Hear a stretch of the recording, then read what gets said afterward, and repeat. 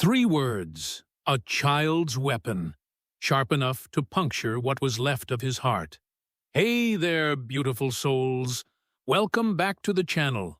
I hope you're somewhere warm tonight, maybe with cocoa in hand, watching this unfold. Drop a comment below and tell me where you're tuning in from. And if you haven't subscribed yet, do me a favor and hit that button, because tonight's story, it's going to wreck you in the best way possible. Jonathan had built empires, turned dirt into gold, silence into power, emptiness into billion-dollar corporations. But he couldn't build a bridge to the little girl whose hand he hadn't held in 6 months, whose laughter he'd forgotten the sound of, whose mother he'd loved and lost and could never replace. Christmas Eve, the night Elena died 3 years ago, the night that turned their penthouse into a mausoleum. "Lily, she ran, small feet pounding against cold floors, disappearing into the labyrinth of rooms that composed their prison of privilege. He should have followed. A good father would have followed. Instead, Jonathan Bourne stood in the wreckage of another failed evening and poured himself scotch with hands that had signed $100 million deals without trembling, but now shook like autumn leaves. The intercom buzzed. His assistant's voice crackled through. "Mr. Bourne, there's a situation in the lobby. Security says there's a child." "Not now, Patricia." "Sir, she's asking for you specifically. Says she needs Mama Santa. She won't leave, and Sir, she's alone. It's 11 degrees outside." Something cold that had nothing to do with December slithered down his spine. "What do you mean, alone? No parents, no guardian? She just keeps saying she needs to find someone who can be Mama Santa before Christmas morning. And she saw your face on the building and thought, Mr. Bourne, she's 7 years old, and she's been out there for God knows how long." Jonathan's reflection stared back at him from floor-to-ceiling windows. A man who'd forgotten how to be human, who'd let grief calcify into indifference, who'd abandoned his own daughter to drown in the same silence that consumed him. A child alone on Christmas Eve, asking for a Mama Santa. His daughter's words echoed, "I hate you." "Send her up," he heard himself say. "Sir?" "You heard me. Send her up. Now." He didn't know why, didn't know what possessed him to invite a stranger into their broken sanctuary. Maybe it was the scotch. Maybe it was the ghosts that grew louder every December 24th. Maybe it was the terrible, creeping realization that if he didn't do something, anything, to shatter the silence, he'd lose Lily forever to the same darkness that had already claimed him. The elevator chimed. Jonathan turned. The doors opened, and standing there, in a coat 3 sizes too big and shoes held together with duct tape, was a little black girl with cornrows adorned with mismatched beads, clutching a crumpled piece of paper like it held the secrets of salvation. She looked up at him with eyes that had seen too much, survived too much, hoped too much. "Are you him?" she asked, voice small but steady. "Are you the man who can help me find a Mama Santa?" Jonathan Bourne, billionaire, widower, broken father, stared at this child who shouldn't be here, who couldn't be here, who was impossibly, devastatingly here. And for the first time in 3 years, he felt something crack open in his chest, something that felt dangerously like purpose. "Who are you?" he whispered. The little girl smiled, sad, knowing, ancient. "I'm Matilda Gump, and I think maybe you need me as much as I need you." Matilda Gump stood in the center of Jonathan's penthouse like a patch of wildflowers in a graveyard. Vibrant, impossible, refusing to wilt under the weight of marble and money. She was shivering, He could see it now, the way her small frame trembled beneath that oversized coat, the way her lips held a faint blue tinge that made something primal surge in his chest.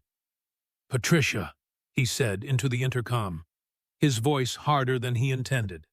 "Bring up hot chocolate and blankets. Now."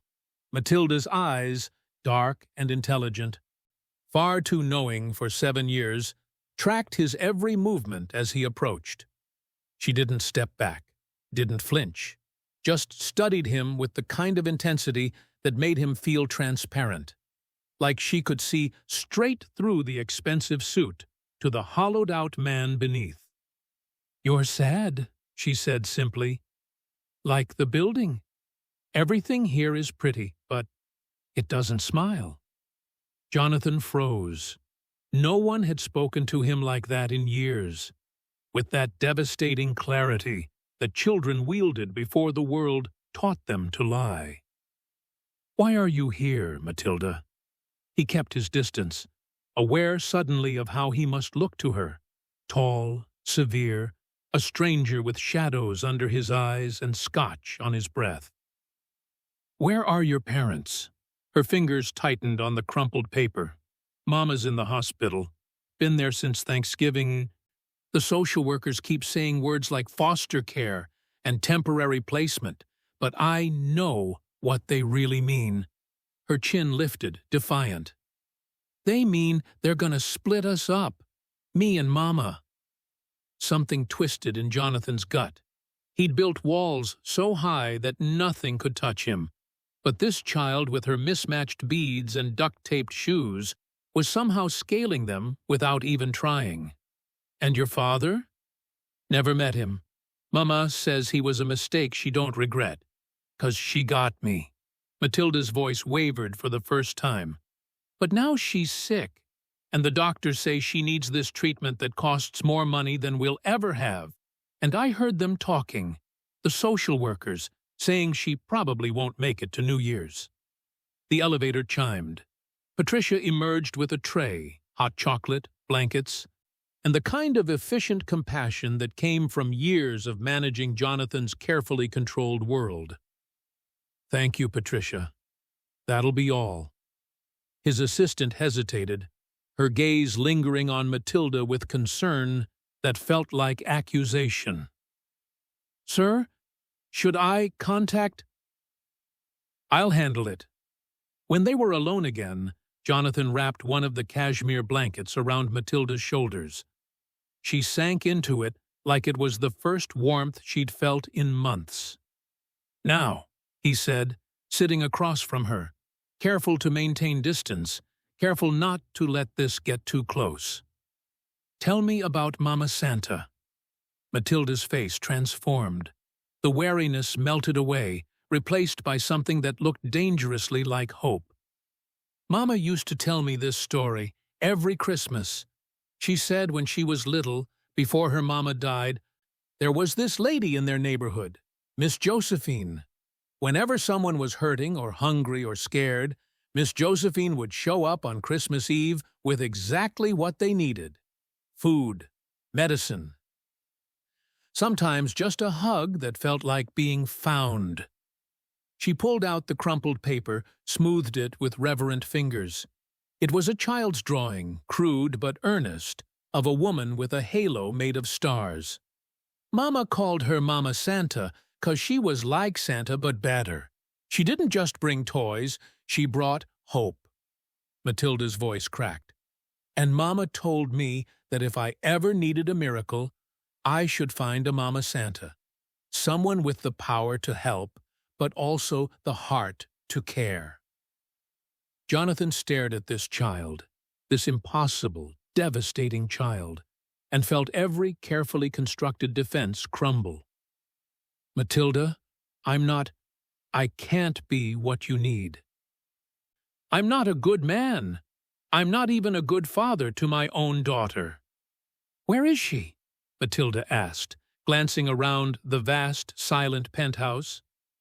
"Your daughter?" As if summoned by the question, a small figure appeared in the hallway. Lily Corleone, still in her silk pajamas, clutching the stuffed elephant her mother had given her before the cancer stole her away. The two girls stared at each other across the expanse of expensive emptiness. "Who are you?" Lily whispered. Matilda smiled. "Tentative, fragile, brave. I'm someone who needs help. And I think maybe you do too." Jonathan watched his daughter, waiting for her to run, to retreat back into the silence they'd both chosen. Instead, Lily took one step forward, then another. "I'm Lily," she said softly, "and everything here is sad." "I know," Matilda replied, "but maybe we can fix it." Jonathan Bourne, who controlled boardrooms and bent industries to his will, who had forgotten how to feel anything except the dull ache of existing, felt something dangerous bloom in his chest. These two girls, one his daughter, one a stranger, standing together in the ruins of his carefully maintained isolation. If you're feeling this story, drop a comment below and let me know. And don't forget to subscribe. You won't want to miss what happens next. Something was shifting. Something he couldn't control, couldn't buy, couldn't stop. And for the first time in 3 years, Jonathan realized he didn't want to. The hospital smelled like disinfectant and dying dreams. Jonathan hadn't planned to come here, hadn't planned to load 2 little girls into his Mercedes at midnight on Christmas Eve and drive through empty streets to County General, where the fluorescent lights hummed with the kind of desperation money usually kept at bay. But Matilda had looked at him with those ancient eyes and said, "I need to see my mama.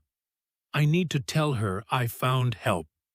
And Lily, his Lily, who hadn't spoken more than necessary in months, had grabbed Matilda's hand and whispered, "Please, Daddy, we have to go. Daddy." She'd called him Daddy. Now they stood outside room 347, and Jonathan could see through the small window a woman who looked far too young to be dying. Camilla Gump. He'd gotten her full name from the nurse's station, along with a medical file that read like a horror story written in clinical terminology. Stage 4 lymphoma. Aggressive. Treatment-resistant. The kind of cancer that didn't negotiate. "The doctor said she's stable tonight," the nurse had told him, her eyes soft with the pity healthcare workers reserved for lost causes. "But her prognosis, Mr. Bourne, even with treatment, we're looking at months, not years." And without it, she'd trailed off, the silence saying what words couldn't. Matilda pushed open the door. The woman in the bed turned her head. Slow, painful movement, and her face transformed when she saw her daughter. Love and terror fought for dominance in her expression. "Baby girl, what are you?" Camilla's voice was hoarse, ravaged by illness and breathing tubes. Then her gaze landed on Jonathan, standing in the doorway with Lily tucked against his side, and fear won. "Who is that? Matilda, what did you do?" "Mama, I found him." Matilda rushed to the bedside, careful not to jostle the IV lines and monitors. "I found a Mama Santa, just like you said." Jonathan stepped forward, and he saw Camilla Gump do what any mother would do, assess the threat. Her eyes scanned his expensive coat, his designer watch, the way he carried himself like someone used to owning rooms. "Matilda Rose Gump," Camilla said, voice shaking with exhaustion and anger and love all tangled together. "Tell me you didn't run away from the group home. Tell me you didn't go begging to strangers." "He's not a stranger," Matilda protested. "His face is on the building. The big one downtown with all the lights." "He has money, Mama. Enough money to fix everything." The room went cold. Jonathan watched Camilla's expression shudder, watched pride and desperation wage war across features that must have been beautiful before illness carved them hollow. "Get out," she whispered. "Mrs. Gump? It's Miss Gump, and I said, get out."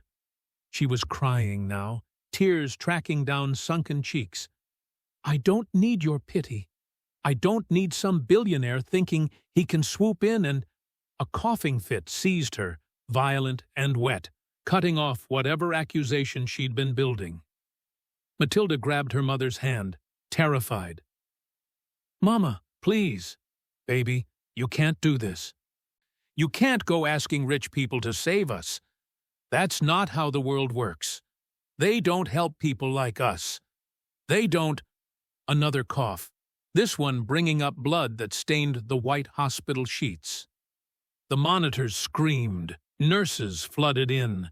Jonathan grabbed both girls and pulled them back, away from the chaos of medical intervention, away from the sight of Camilla Gump choking on her own failing body. Lily buried her face in his jacket. Matilda stood rigid, watching her mother fight to breathe, and Jonathan saw in her eyes the same terrible knowledge he'd carried for 3 years. The understanding that love wasn't enough, that wanting someone to live didn't make them immortal, that sometimes the people you needed most left anyway. They were ushered into the hallway. The door closed. Through the window, Jonathan could see doctors working, see Camilla's chest rising and falling with mechanical assistance. "She's going to die," Matilda said flatly. No tears, just fact, delivered with the emotional devastation of a child who'd already begun grieving. "And it's going to be my fault because I made her upset." "No." Jonathan knelt, bringing himself to her level. He hadn't held anyone in so long, hadn't offered comfort or connection, but some instinct older than grief made him reach out. "Listen to me, Matilda. Your mother is sick. That's not your fault. None of this is your fault." "But I left the group home. I scared her. You tried to save her," Lily said quietly. Both adults turned to look at her. She was staring at Matilda with an intensity that mirrored her father's. "That's what love does. It tries. Even when it's scary." Something in Jonathan's chest cracked wider. The door opened. A doctor emerged, young, tired, the kind of exhausted that came from fighting battles he usually lost. "She's stable," he said. "But Mr. Bourne?" He knew Jonathan's name. Everyone knew his name. "I need to be honest. Miss Gump is deteriorating faster than we anticipated. Without aggressive intervention, we're looking at days, maybe a week. And even with treatment, what does she need?" Jonathan heard himself ask. The doctor blinked. "I'm sorry? What does she need?" Each word was a hammer strike. "To live, to have a chance. What does Camilla Gump need?" "Mr. Bourne, the treatment protocol we'd recommend is experimental. It's not covered by any insurance, and the cost—" "I didn't ask about cost. I asked what she needs." The doctor stared at him. "Recalibrating. A clinical trial at Memorial Sloan Kettering. They're doing revolutionary work with immunotherapy for aggressive lymphomas. But the trial has a waiting list and private admission." He named a figure that would have made most people weep. Jonathan pulled out his phone. "Get me Dr. Richardson at Memorial. Now." "Sir, it's 1 a.m. on Christmas. Then he'll be with his family, which means he'll answer because he'll think it's an emergency." Jonathan's voice could have cut glass. "And this is an emergency. Get me Richardson. Get me the head of oncology. Get me whoever I need to get Camilla Gump into that trial by tomorrow." Matilda looked up at him like he'd just rearranged the stars. Lily squeezed his hand, and Jonathan Bourne realized, with the terrible clarity of a man who'd been sleepwalking through his own life, that he'd just made a promise he couldn't take back. The kind of promise that changes everything.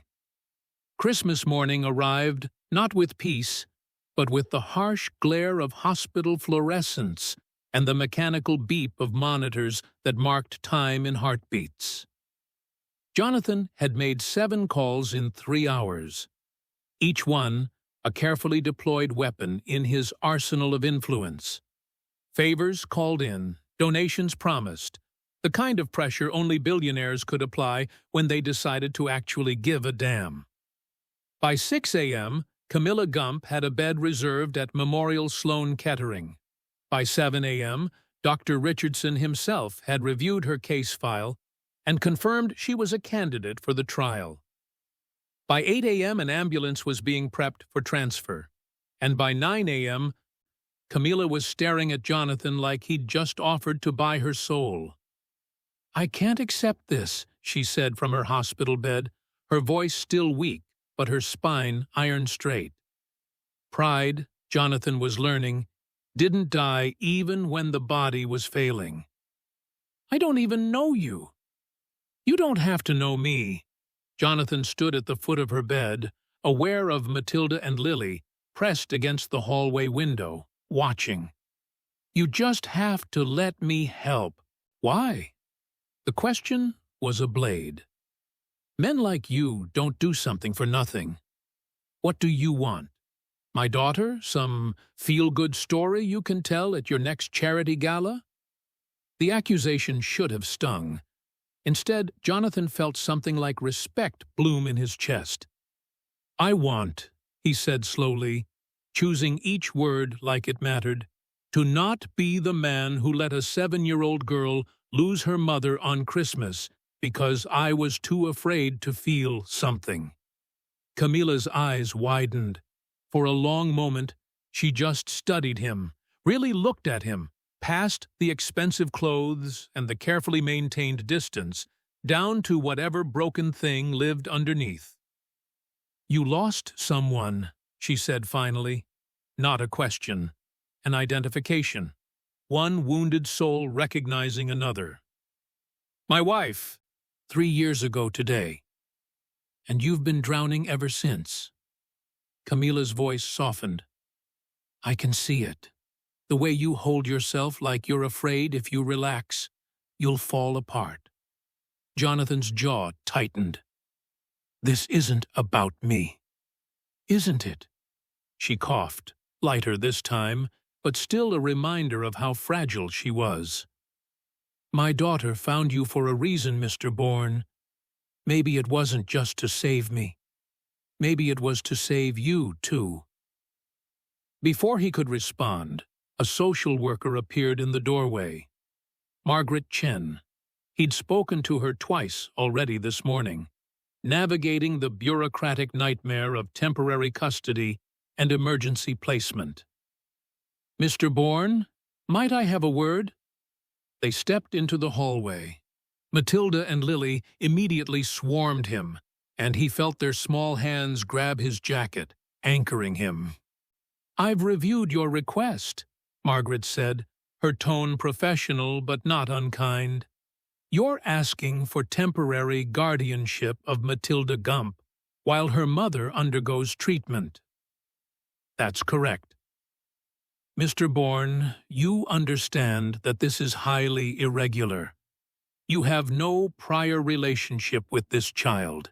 You've known her for less than 12 hours. And while your financial resources are substantial, guardianship isn't about money. It's about stability, emotional capacity, the ability to provide. I can provide everything she needs." "Can you?" Margaret's gaze was sharp, assessing. "Because I've done my research. Your own daughter has had 3 nannies in the past year. Your work schedule is excessive. And while I have no doubt you mean well, Mr. Bourne, good intentions don't raise children. Presence does. Attention does. Love does." The words hit like physical blows. "He loves us," Lily said, suddenly. Both adults turned to stare at her. She was looking up at her father with an expression he hadn't seen in years. Belief. He just forgot how. But he's remembering. Jonathan felt his throat close.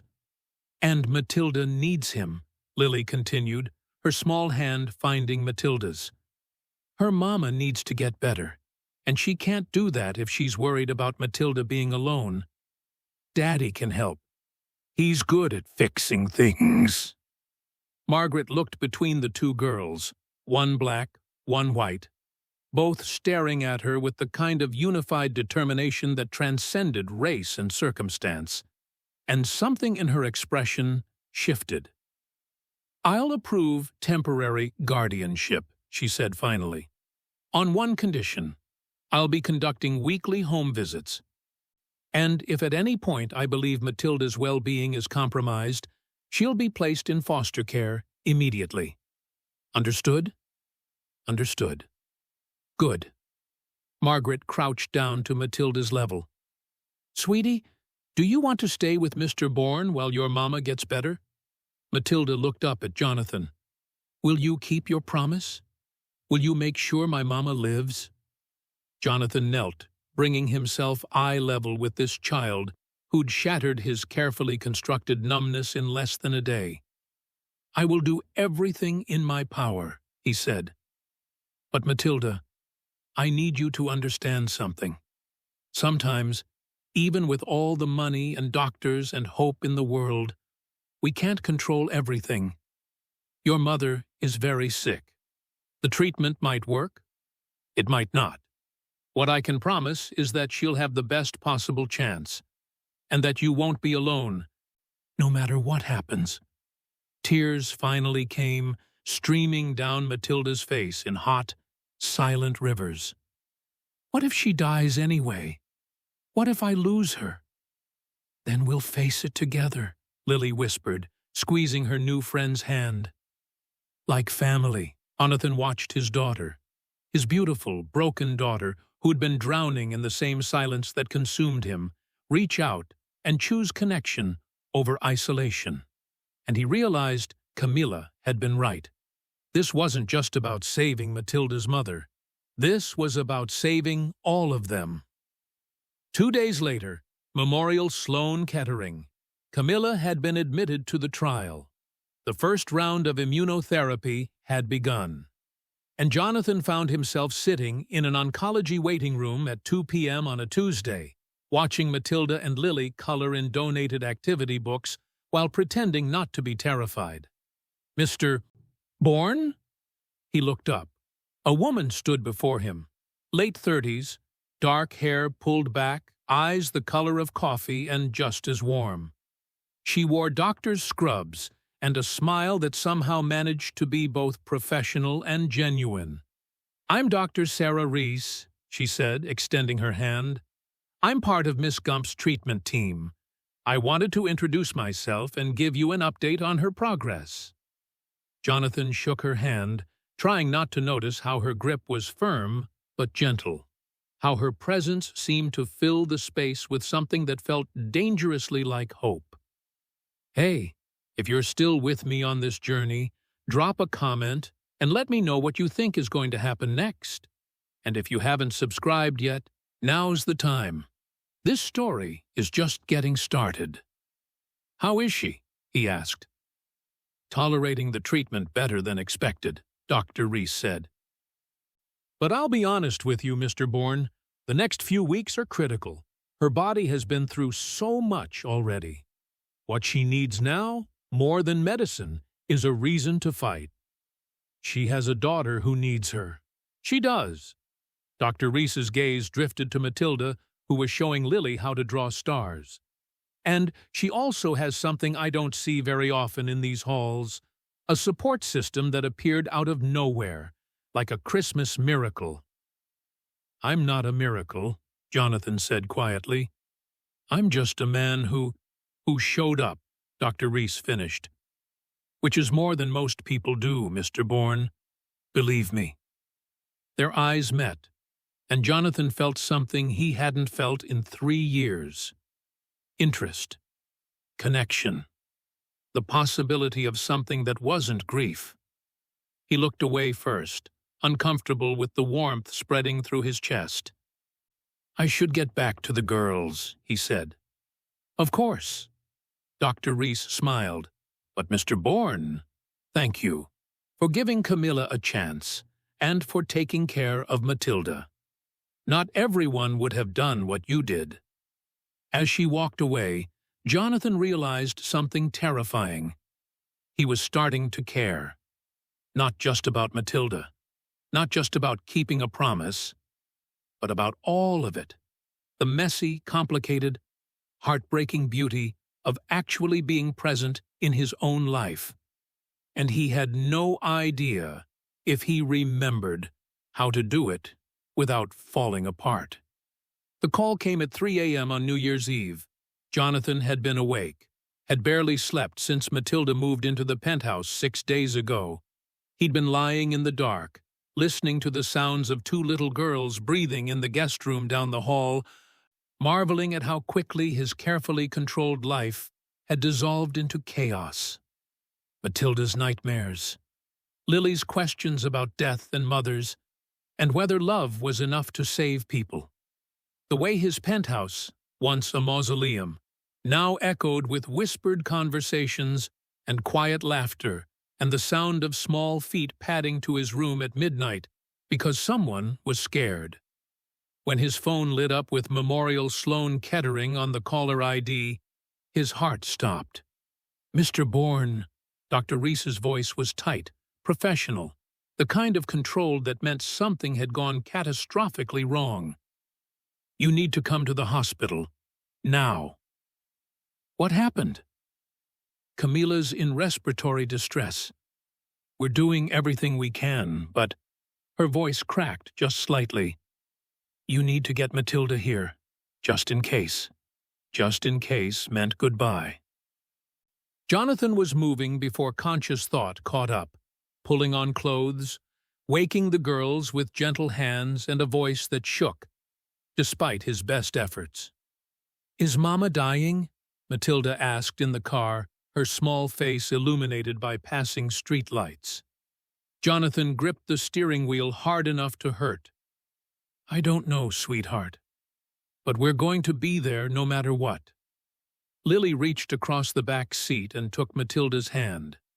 Neither girl cried. They'd both learned too young that tears didn't stop the world from breaking. The ICU was a symphony of mechanical breathing and desperate hope. Dr. Reese met them outside Camilla's room, her eyes red-rimmed, her composure hanging by a thread. "She's stable for now," she said quietly, pulling Jonathan aside while a nurse took the girls to the family waiting area. "But Jonathan—" They'd moved to first names 3 days ago, during a late-night conversation in the hospital cafeteria when he'd found her crying over a patient she'd lost and had sat with her because he understood that kind of grief. "The immunotherapy isn't working. Her body is rejecting the treatment. The cancer is progressing faster than we can fight it." The words landed like bullets. "How long?" "Days. Maybe a week." Sarah's hand found his arm, a touch meant to comfort, but feeling like a brand. "I'm so sorry. We tried everything. There has to be something else. Another trial. Another—" "There isn't." Her voice broke. "Jonathan, I know you're used to fixing things. I know you think money and willpower can solve anything. But sometimes the world just takes people, and there's nothing any of us can do except be there when it happens." He wanted to rage, wanted to tear the hospital apart brick by brick, wanted to rewind time to Christmas Eve and tell that little girl in duct-taped shoes that he couldn't help, that hope was a lie, that Mama Santas didn't exist. Instead, he said, "Can I see her?" Sarah nodded, wiping her eyes. "She's been asking for you." That surprised him. "Me? You and Matilda. But Jonathan, she doesn't want her daughter to see her like this, not yet. She wants to talk to you first." He entered the room alone. Camilla looked smaller than she had a week ago, consumed by machines and medications that were losing their battle. But her eyes were clear when they found his. "You came," she whispered. Of course I came. Even though I'm dying. The bluntness should have shocked him. Instead, he pulled a chair to her bedside and took her hand, careful of the IV lines, careful of how fragile she'd become. Even though, he confirmed. Camilla smiled, sad, knowing, grateful. You're a good man, Jonathan Bourne. Better than you think you are. I let my daughter drown in silence for 3 years. I'm not. You're here now. That's what matters. She coughed, and he could hear the fluid in her lungs, the way her body was shutting down despite everyone's best efforts. I need to ask you something, and I need you to be honest with me. Anything. If I die. She held up a hand when he started to protest. When I die, what happens to Matilda? The question hung in the air between them, heavy with implications that terrified him. The state will place her in foster care, he said quietly. Unless what? Jonathan had been thinking about this for days, had been researching adoption law and guardianship, and what it would mean to take a child who wasn't his and make her family. Unless I petition for permanent guardianship or adoption. Camilla's breath caught. You'd do that? Take my baby and raise her as your own? I would. The words came easier than he'd expected. If you'd let me. If you'd trust me with her. Tears streamed down Camilla's face, hot, silent, full of relief and grief tangled together. What, you barely know her. You barely know me. Why would you turn your whole life upside down for a child that isn't yours? Jonathan thought about Lily's hand in Matilda's, about 2 little girls who'd found each other in the wreckage of their separate traumas and decided to be sisters without anyone's permission, about how his penthouse didn't feel like a tomb anymore, how he'd laughed for the first time in years when Matilda told him a terrible knock-knock joke over breakfast. About Dr. Sarah Reese, who'd somehow become someone he looked forward to seeing, whose presence reminded him that his heart still worked. Because she saved me, he said simply. Because your daughter walked into my life and reminded me that I was still alive, that Lily was still alive, that we'd been so busy grieving that we'd forgotten how to live. His voice cracked. And because no child should lose their mother and then lose everything else too. Camilla squeezed his hand with what little strength she had left. Promise me something? Anything. Tell her I loved her. Every single day you tell her. And when she's older, when she asks why I left, because she will ask, you tell her that I fought as hard as I could, that I wanted to stay, that loving her was the best thing I ever did. I promise. And Jonathan? Camilla's eyes locked on his, fierce despite the morphine and the failing body. Let yourself love again. Let Sarah in. Let yourself be happy. Because Elena wouldn't want you to drown forever. Neither do I. His heart stuttered. How did you? I see the way you look at her. The way she looks at you. Camilla smiled. Life is too short and too hard to waste it being alone. Trust me. I know. Before he could respond, alarms shrieked. Camilla's body convulsed, her monitors screaming warnings that brought nurses flooding in. Get him out! Someone shouted. Sarah pulled him into the hallway, her hands on his shoulders, her face pale with professional devastation. She's coding, she said. Jonathan, I'm sorry, but you need to prepare Matilda. No. He pulled away, striding toward the waiting area where 2 little girls sat holding hands and hoping for miracles that weren't coming. No, this isn't how it ends. But even as he said it, even as he knelt before Matilda and saw the question in her eyes, he knew. Some stories didn't have happy endings. Some people fought with everything they had and still lost. And all he could do was be there when the world broke this little girl's heart. Camilla Gump died at 4:47 a.m. on New Year's Day. Jonathan held Matilda as the doctor delivered the news. Words like, "did everything we could," and "no more pain," that were supposed to be comforting but landed like shrapnel. He felt the exact moment the little girl in his arms stopped being a child and became something else. Something harder. Something that had learned too young that the world was cruel and hope was a lie, people told to make the darkness bearable. She didn't cry. That was the worst part. Matilda just went still in his arms, her small body rigid, her breathing shallow, her eyes fixed on some distant point that only she could see. "Can I see her?" Her voice was flat, empty. "Sweetheart, maybe we should wait. I want to see my mama." Each word was ice. "Now!" Sarah appeared in the doorway, her face ravaged by exhaustion and grief. She nodded once, permission granted, and led them down the hallway to the room where Camilla's body lay. They'd removed the tubes and machines, made her look peaceful, like she was sleeping.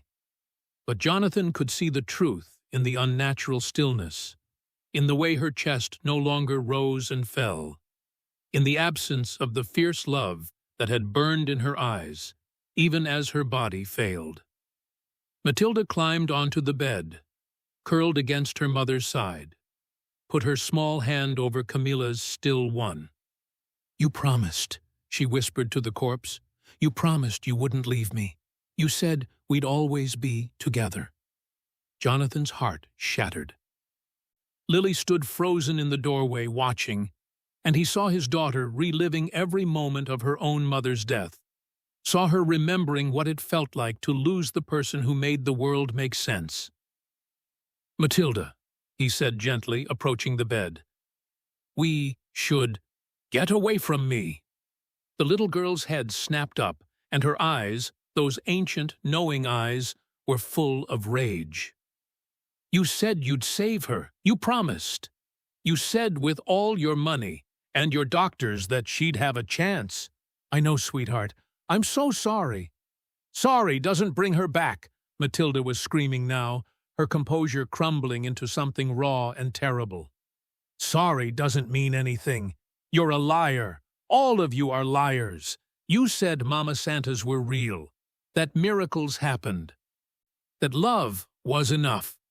She was hitting him now, small fists pounding against his chest with all the force of her broken heart. Jonathan let her rage and scream and shatter because what else could he do? What else was there except to absorb her pain and wish he could carry it for her? Sarah moved to intervene, but he shook his head. Matilda needed this, needed to break apart so she could eventually be put back together. Finally, the little girl collapsed against him, her body racked with sobs that sounded like they were being torn from her soul. "I want my mama," she keened. "Please, I just want my mama." "I know, baby. I know." Jonathan held her, rocking slightly, his own tears falling into her hair. "I'm so sorry. I'm so sorry." The funeral was 3 days later. Jonathan had arranged everything. A service at a small church in Camilla's old neighborhood, flowers, a plot in a cemetery where sunlight filtered through oak trees. He'd tried to make it beautiful, tried to make it worthy of a woman who'd loved her daughter with everything she had. But nothing could make it right. The church was half empty. Camilla hadn't had much family. A few cousins, some old friends who'd drifted away when poverty made connection complicated. Most of the attendees were social workers and nurses from the hospital, people who'd witnessed her fight and wanted to honor it. Matilda sat between Jonathan and Lily in the front pew, dressed in a black dress he'd bought because she didn't own one. She hadn't spoken in 3 days, hadn't eaten more than a few bites, just moved through the world like a ghost, present but not really there. The pastor spoke about God's plan and eternal rest and seeing loved ones again in heaven. Jonathan wanted to stand up and rage at the platitudes, at the idea that any plan could justify taking a mother from her child, that any heaven was worth the hell of this moment. Instead, he held Matilda's hand and felt her slip further away. That night, Margaret Chen showed up at the penthouse.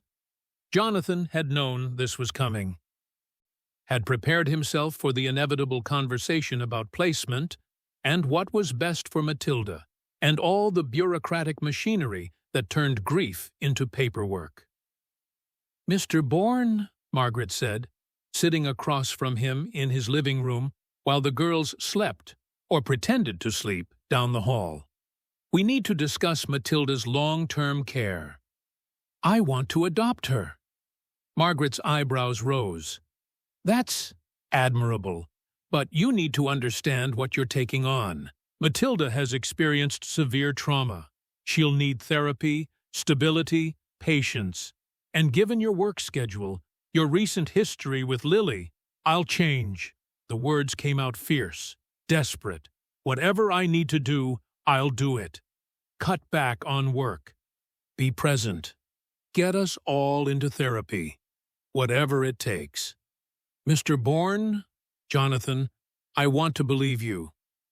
But Matilda's well-being has to come first. And right now, I'm not convinced that you can provide what she needs." "Then tell me what I need to do." He leaned forward, and Margaret could see the desperation in his eyes. "Please, that little girl has lost everything. I can't let her lose what's left of her family, too." "Family?" Margaret's voice softened. "Jonathan, you've known her for 2 weeks. And in those 2 weeks, she's become my daughter. Maybe not by blood, but by choice. By love. And I'll be damned if I let the system swallow her whole, because I don't fit some perfect parent checklist." Margaret studied him for a long moment. "I'll recommend temporary custody continue while we assess. But Jonathan, if at any point I believe Matilda is suffering in your care, I will remove her. Understood?" "Understood." After she left, Jonathan stood in the doorway of the guest room, watching Matilda and Lily sleep in the same bed, 2 girls clinging to each other like lifelines. Except Matilda's eyes were open, staring at the ceiling, not sleeping, just existing in the dark. "Matilda?" he whispered. "I wish you'd never found me," she said, her voice hollow. "I wish I'd never knocked on your door, because then I could still believe in Mama Santas and miracles and people who keep their promises." The words hit him like physical blows.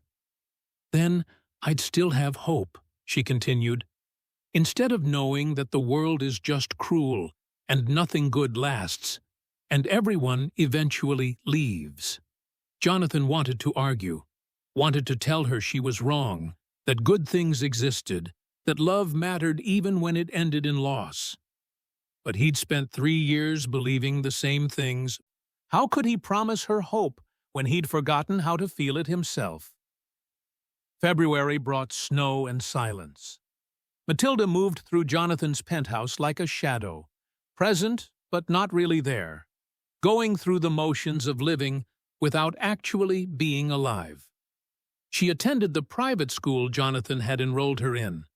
She sat through therapy sessions with Dr. Patel, a trauma specialist who spoke in gentle tones and got nothing but one-word answers in return. She existed, but she didn't live. And Jonathan watched his daughter, because that's what she was becoming, paperwork or not, disappear a little more each day. Lily tried.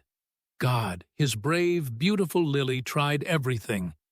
She told Matilda jokes, drew her pictures, climbed into bed with her during nightmares, and held her hand through the dark hours. But even Lily's fierce love couldn't penetrate the walls Matilda had built. "Daddy, I don't know how to help her," Lily whispered one night, tears streaming down her face. "I know what it feels like to lose a mama, but I don't know how to make it stop hurting." Jonathan held his daughter, feeling helpless in a way that all his money and power couldn't fix. "Sometimes," he said slowly, "we can't make the hurt stop. We can only be there while someone learns to carry it." But even as he said it, he wondered if that was enough. The breakthrough came on a Tuesday in late February, during a snowstorm that blanketed the city in white. Jonathan had come home early from work, something he'd been doing more often, trying to be present the way he'd promised, and found Lily sitting alone at the kitchen table, working on a school project about family trees. "Where's Matilda?" he asked. "Her room. She won't come out." Lily's voice was small, defeated. "Daddy, I think she hates me now." "She doesn't hate you, sweetheart." "Then why won't she talk to me? Why won't she let me in?" Jonathan looked at his daughter, truly looked at her, and saw the same exhaustion he felt. They'd been trying so hard to save Matilda that they'd forgotten they were drowning too. He knocked on Matilda's door. "Can I come in?" Silence. He entered anyway. Matilda sat on the floor, surrounded by photographs, the few belongings she'd had from her old life, pictures of her mother that she'd spread across the carpet like a shrine. "Go away," she said without looking up. "No." Jonathan sat down beside her, careful not to disturb the photographs. "I'm not going anywhere, Matilda." "You can be angry, you can be sad, you can hate me for not saving your mother, but I'm staying right here." Wait, oh, the word was venom. "Why do you even care? You got your good deed. You tried to save the poor sick lady and her kid. You can tell yourself you're a good person now and move on with your life. Is that what you think this is? Isn't it?" Matilda finally looked at him, and her eyes were full of pain and rage and terrible, devastating doubt. "Rich people like you don't actually care about people like us. You just want to feel better about having so much when others have so little." Jonathan could have been angry, could have defended himself. Instead, he picked up one of the photographs, Camilla and Matilda at what looked like a park, both laughing, both alive. "Your mother was beautiful," he said quietly. "And I mean the kind of beautiful that has nothing to do with appearance. The kind that comes from loving someone so completely that you'd fight death itself to stay with them." Matilda's breath hitched. "She asked me to do something before she died," Jonathan continued. "She made me promise to tell you every single day that she loved you, that she fought as hard as she could, that you were the best thing that ever happened to her." "Stop!" Matilda's voice cracked. "She also told me to let myself love again, to let people in, to stop drowning in grief and start living." He set the photograph down carefully. "And I realized something, Matilda. You and your mother, you saved me. Both of you. You reminded me that I had a daughter who needed me, that life was still worth living even after losing someone. That love doesn't stop mattering just because it ends in loss. But it hurts so much." The words came out strangled, desperate. "It hurts all the time, and I don't know how to make it stop, and I'm so tired of pretending to be okay when everything inside me is broken." "I know." Jonathan's voice was thick with emotion. "I know exactly how that feels, because I felt that way for 3 years after Elena died. And you know what the worst part was? I was so afraid of feeling that pain that I stopped feeling anything at all. I became a ghost in my own life, and I almost lost Lily because of it. He reached out slowly, giving Matilda time to pull away. When she didn't, he put his arm around her shoulders. Your mother's death isn't fair. It's not right. And you have every reason to be angry and sad and scared.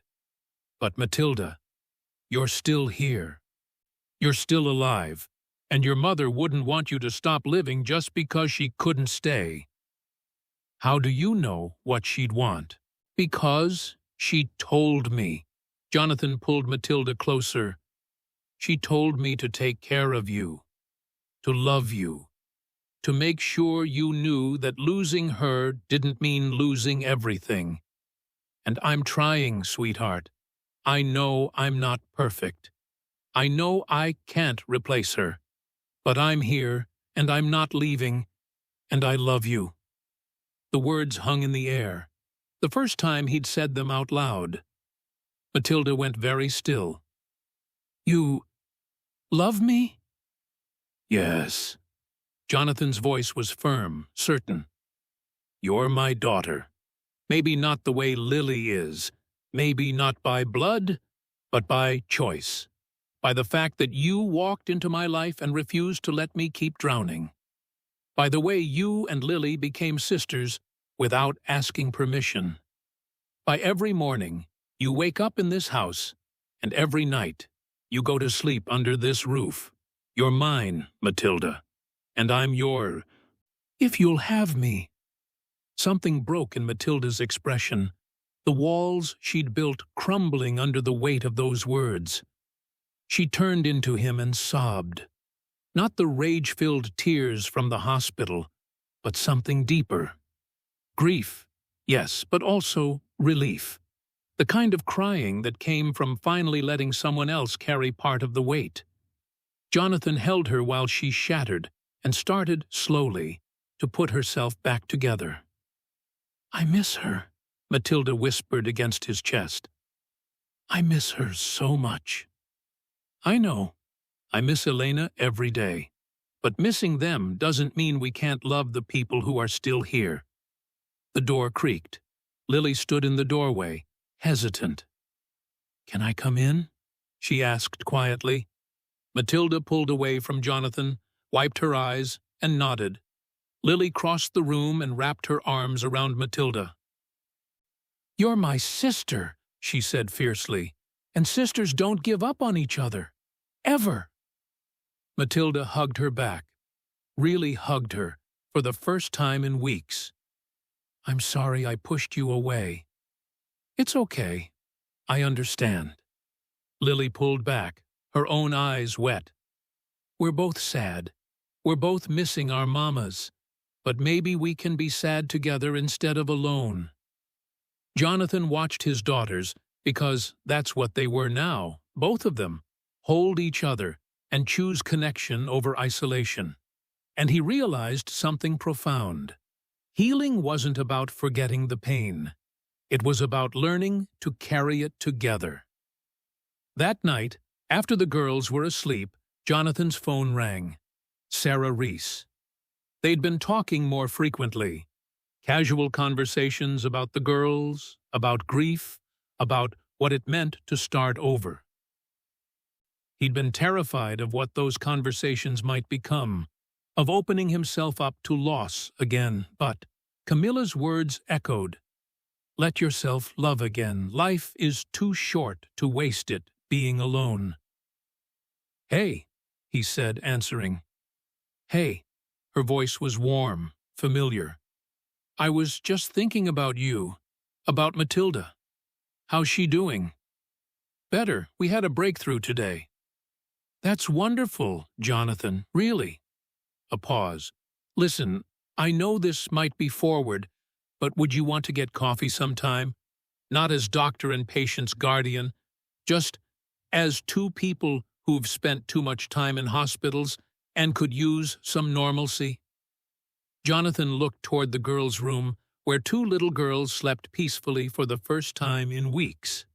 Thought about Elena, who'd want him to be happy. Thought about Camilla, who'd told him to let people in. Thought about himself and whether he was brave enough to try. "I'd like that," he said. "I'd like that a lot." Sarah's smile was audible through the phone. "Good. Because I think you're worth knowing, Jonathan Bourne. Beyond the money and the grief and the walls you've built." After they hung up, Jonathan stood at the window overlooking the city, the same window where he'd stood on Christmas Eve, broken and lost.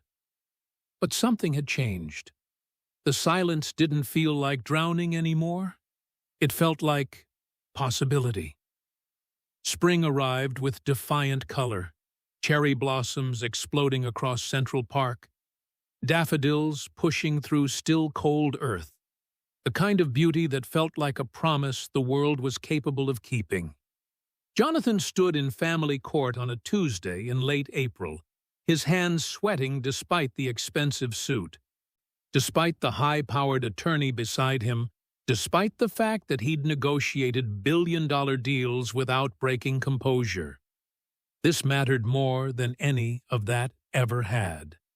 Margaret Chen sat across the aisle, her expression neutral but not unkind. She'd conducted her weekly visits religiously for 4 months, documenting every therapy session, every school conference, every moment of Jonathan learning to be the father both girls needed. Her final report sat on the judge's desk. "Mr. Bourne," Judge Williams said, looking over her reading glasses with the kind of scrutiny that saw through pretense.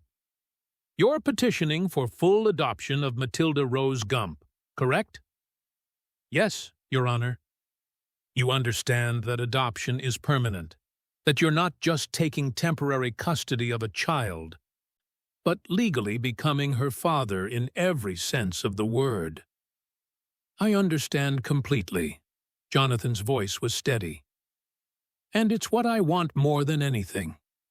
The judge turned to Matilda, who sat between Jonathan and Lily, wearing a yellow dress that Sarah had helped pick out. Something bright and hopeful, a departure from the black she'd worn for months. "Matilda," Judge Williams said gently, "do you understand what's happening today?" "Yes, ma'am."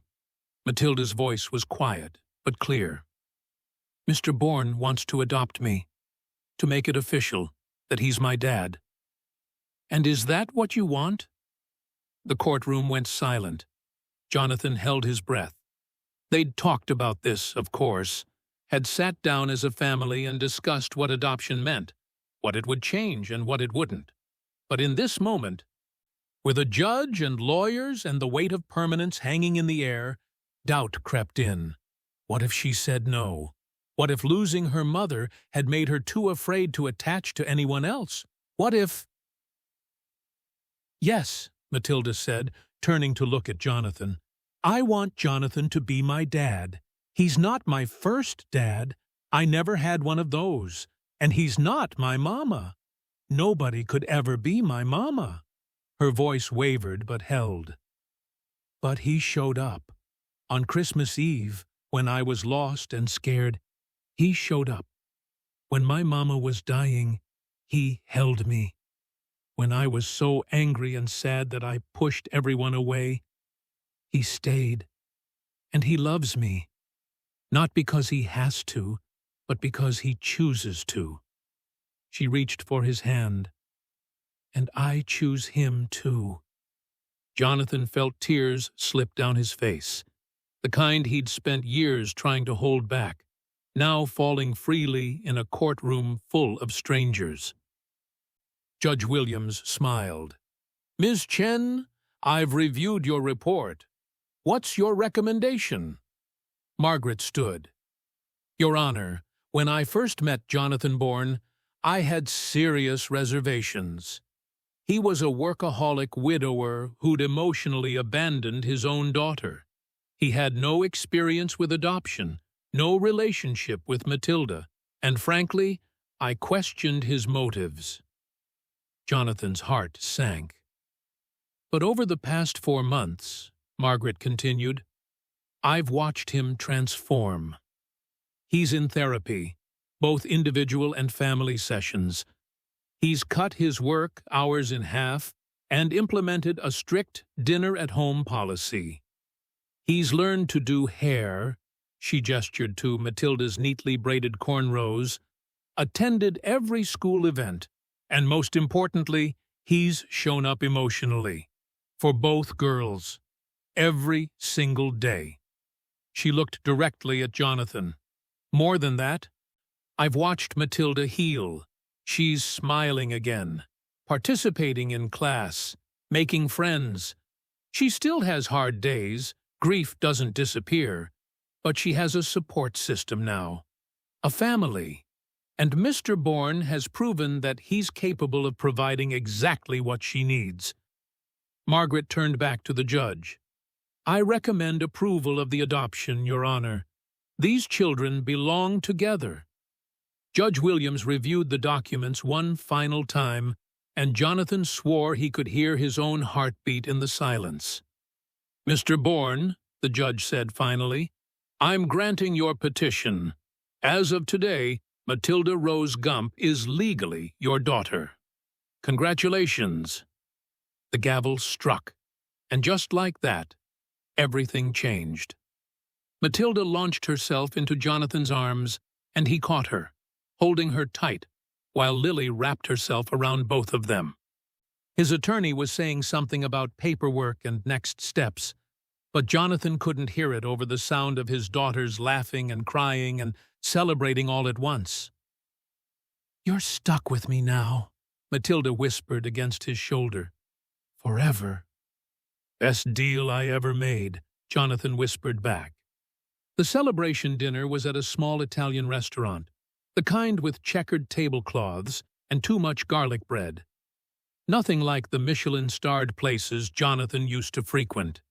Sarah had joined them, slipping naturally into the booth beside Jonathan while the girls argued over whether pineapple belonged on pizza. They'd been seeing each other for 2 months now, cautious, careful, both of them scarred by loss, but willing to try anyway. You did good today, Sarah said quietly, her hand finding his under the table. Camilla would be proud. I hope so. Jonathan watched his daughters, both of them now, legally and forever, and felt something he hadn't felt in years. Peace. I hope wherever she is, she knows Matilda's okay, that she's loved. She knows. Sarah squeezed his hand. And Jonathan? I think she'd be happy about this too. She gestured between them, the unspoken question hanging in the air. Jonathan had been terrified of this moment, terrified of betraying Elena's memory, of opening his heart to loss again, of failing at love the way he'd failed at so much else. But looking at Sarah, brilliant, compassionate Sarah, who'd held his hand through Camilla's death and Matilda's grief and his own fumbling attempts at healing, he realized something. Love wasn't betrayal. It was survival. It was choosing to keep living even after the world broke your heart. I think she would be too, he said. Lily looked up from her menu, catching the moment between them. Are you guys going to get married? Lily! Jonathan felt his face heat. What? I'm just asking what everyone's thinking. She grinned, the first real mischievous grin he'd seen from her in years. Plus, if you marry Dr. Sarah, we'd get another person in our family. And our family's pretty great now. Matilda nodded seriously. We are pretty great. We've got good snacks and nobody yells, and Daddy knows how to do hair now. The important things, Sarah laughed, her eyes meeting Jonathan's with warmth and promise and possibility. Later that night, after Sarah had gone home and the girls were supposed to be asleep, Jonathan heard whispers from their room. He paused in the hallway, listening. Do you think Mama can see me? Matilda asked. Like, from heaven or wherever she is? I think so, Lily replied. I think our mamas are together, watching us and making sure we're okay. What do you think they'd say? About all this? About Daddy and us being sisters and everything changing? A pause. Then Lily's voice, wise beyond her years. I think they'd say we did good, that we found each other and didn't give up, even when things were really hard, and that it's okay to be happy again, even though they're not here. I am happy, Matilda said, wonder in her voice. Is that weird?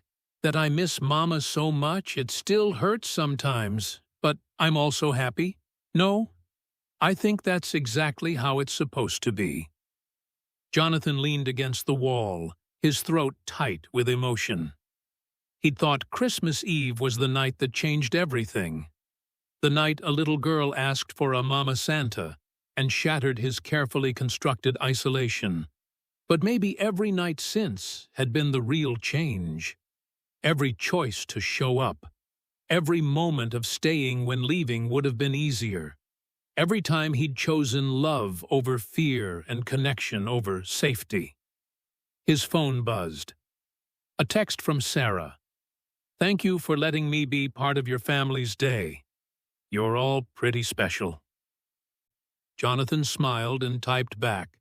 Thank you for seeing something worth saving in a broken man drowning in silence. Her response was immediate. You were never broken, just lost. And now you're found. He walked to the girl's doorway, pushing it open slightly. Both of them looked up, caught whispering when they should have been sleeping. Daddy, we were just... Lily started. I know. Jonathan crossed to the bed, sat on the edge, pulled them both close. And I heard what you said, about your mothers watching over you, about being happy even while missing them. Are you mad? Matilda asked. No, sweetheart. I'm grateful. He kissed both their foreheads. Because you're right. They would want us to be happy. They would want us to love each other and build something beautiful out of all the broken pieces. Is that what we're doing? Lily asked. Building something beautiful? Jonathan looked at his daughters, one by birth, one by choice, both by love, and felt certain of his answer. Yeah, he said, I think that's exactly what we're doing. What an incredible journey, right? If this story touched your heart, drop a comment below sharing your favorite moment. And hey, if you haven't subscribed yet, what are you waiting for? Hit that button so you don't miss the beautiful ending coming next. Outside, spring rain began to fall. Gentle, cleansing, the kind that made things grow. Inside, a family that shouldn't have existed, assembled from grief and chance, and one little girl's Christmas Eve plea, chose each other all over again. And somewhere, in whatever place souls go when bodies fail, two mothers smiled, because their daughters were going to be okay. Better than okay. They were going to be loved. 1 year later, Christmas Eve. Snow fell soft and steady over Central Park, transforming the city into something magical. Jonathan stood at the window of their penthouse, the same window where he'd stood 2 Christmases ago, broken and drowning in silence. But everything was different now. Behind him, the penthouse hummed with life. Lily and Matilda were in the kitchen with Sarah, attempting to make cookies from Camila's old recipe, the one Matilda had finally felt strong enough to share. Laughter echoed through rooms that had once been a mausoleum, and the smell of burning sugar suggested the baking wasn't going entirely to plan. "Daddy," Matilda called, "we need help. The cookies are staging a rebellion."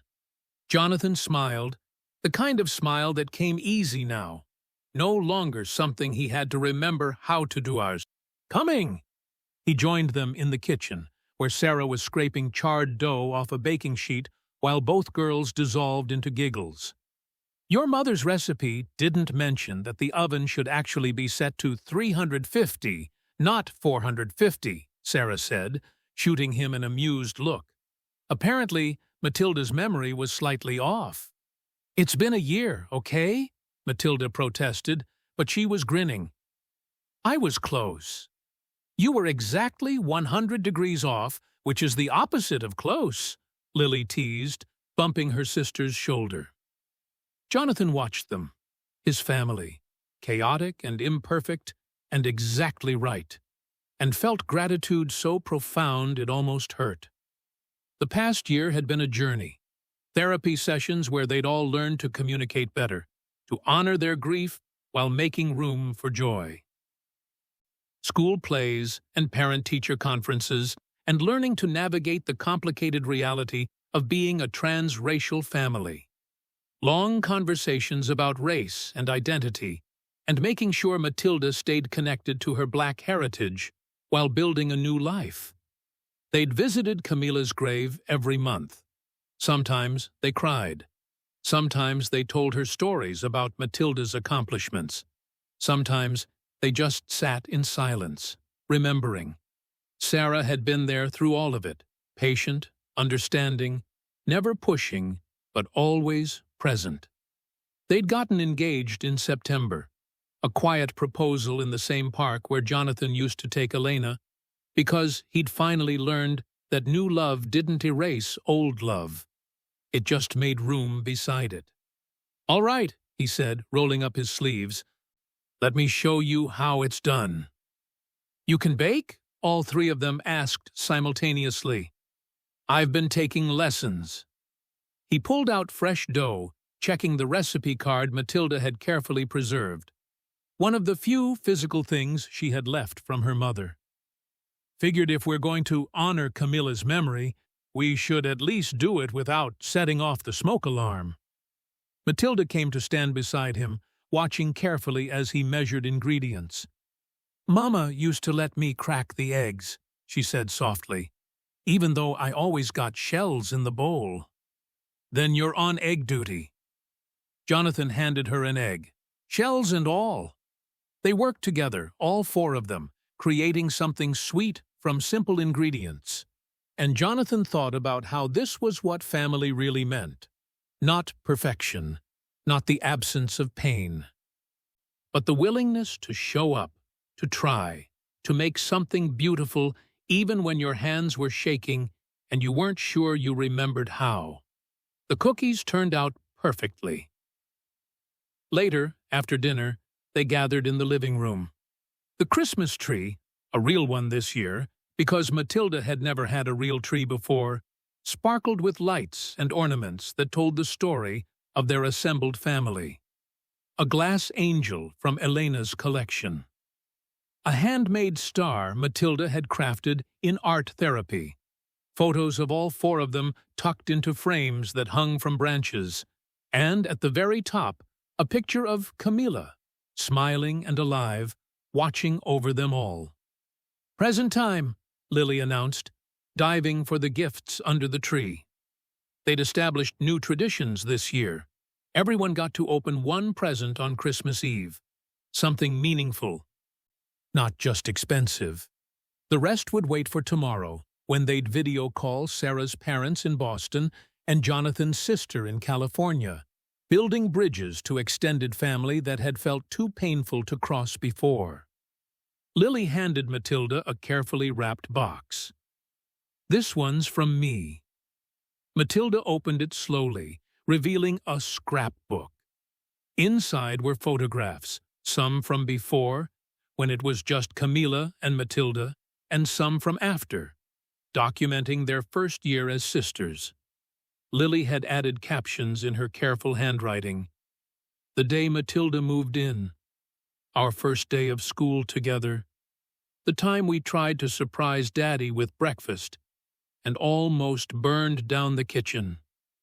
So you never forget," Lily said quietly, "that you had a before and you have a now, and both of them matter." Matilda hugged the scrapbook to her chest. tears streaming down her face. The good kind, the healing kind. "Thank you," she whispered. "This is perfect." Sarah's gift to Jonathan was a framed photograph, one he hadn't known she'd taken. It showed him in the hospital waiting room last Christmas, holding both girls while they slept, his face exhausted but peaceful. Below it, she'd written, "The moment I knew you were going to be okay." "I was terrified that night," he admitted, running his finger over the frame. "Terrified I'd fail them, that I'd fail you." "But you didn't." Sarah kissed his cheek. "You showed up, Jonathan. That's all any of us can do." Jonathan's gift to Matilda was an envelope. She opened it, pulling out official documents, her eyes widening as she read.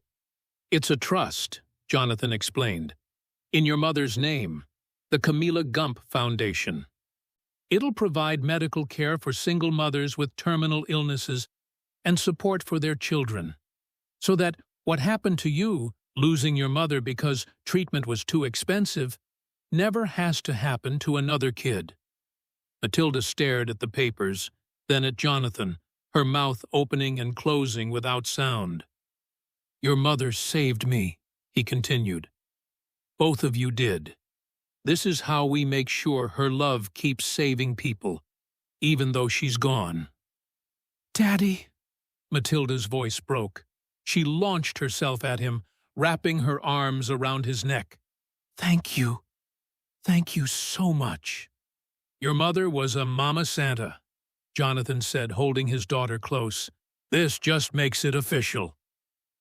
Later, after the girls were in bed and Sarah had gone home, she'd move in officially after the wedding in June, Jonathan found himself back at the window, looking out at the city. His phone buzzed.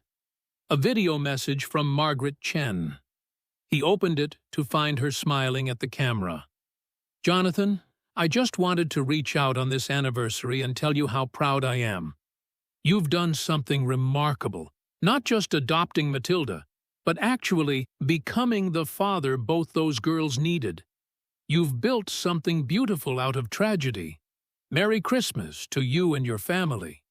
Jonathan saved the message, then pulled up another video, one he'd watched countless times over the past year.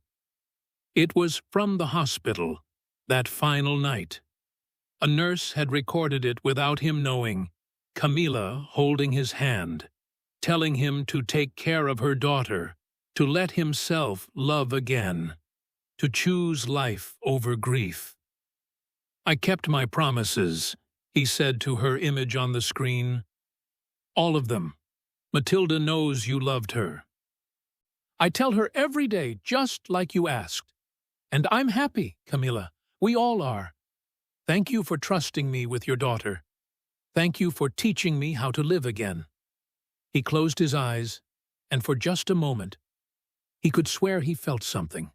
A presence, a warmth, an acknowledgement that transcended logic and death and distance. "You did good," it seemed to say. "You all did good." Christmas morning arrived with squeals of delight and wrapping paper chaos. Jonathan made pancakes, Elena's recipe, because they honored both mothers in this house, while Sarah helped the girls sort through their mountain of presents. Later, they'd visit Camilla's grave, leave flowers, and tell her about the foundation and how Matilda was thriving. Then they'd stop by Elena's, do the same, maintaining connection with the women who'd shaped them all. But for now, they were just a family, messy and loud and full of joy that coexisted with their grief. "Daddy, look!" Matilda held up a book, A Child's Guide to Scientific Discovery, something she'd been wanting for months. "Santa knew exactly what I wanted." "Santa's pretty smart," Jonathan said, winking at Sarah, who'd done most of the shopping. "Or maybe," Lily said, grinning, "Mama Santa helped him out."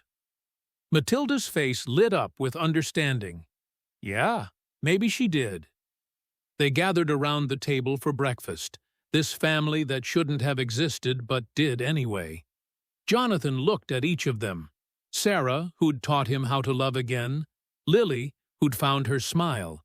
Matilda, who'd learned that losing her mother didn't mean losing everything. And he realized something profound. That Christmas Eve, 2 years ago, when a little girl had shown up asking for a Mama Santa, he'd thought she needed saving. But the truth was simpler and more beautiful than that. They'd saved each other. "What are you thinking about?" Sarah asked softly, noticing his expression. Jonathan smiled. Full, genuine, the smile of a man who'd learned that life could be heartbreaking and beautiful all at once. "Just that I'm grateful," he said, "for all of it. The pain and the healing and the second chances. For learning that silence isn't the same as peace, and that showing up is the bravest thing we can do." He raised his coffee cup. "To Mama Santas, the ones we've lost, the ones we've become, and the ones we're raising." "To Mama Santas," they echoed. Outside, the city sparkled with Christmas lights and possibility. Inside, a family built from broken pieces chose joy. And somewhere, in whatever place souls go when bodies fail, 2 mothers smiled. Because their daughters, both of them, were more than okay. They were loved. They were whole. They were home. And that, beautiful souls, is how a billionaire, drowning in silence, learned to breathe again. How a little girl's plea on Christmas Eve changed everything. How love, the kind that shows up, that stays, that refuses to give up, saved them all. Thank you so much for being here for this journey. If this story touched your heart, please drop a comment below, telling me what moment resonated most with you. And if you haven't already, hit that subscribe button. I've got more stories coming that will make you feel, make you hope, and remind you that even in the darkest moments, light can break through. Where are you watching from? What's your own story of unexpected family or second chances? Share in the comments. I read every single one. Until next time, remember, sometimes the person who needs saving isn't the one asking for help. Sometimes it's the one who finally learns to answer the call. Merry Christmas, Happy Holidays, and may you always find your Mama Santa when you need one most.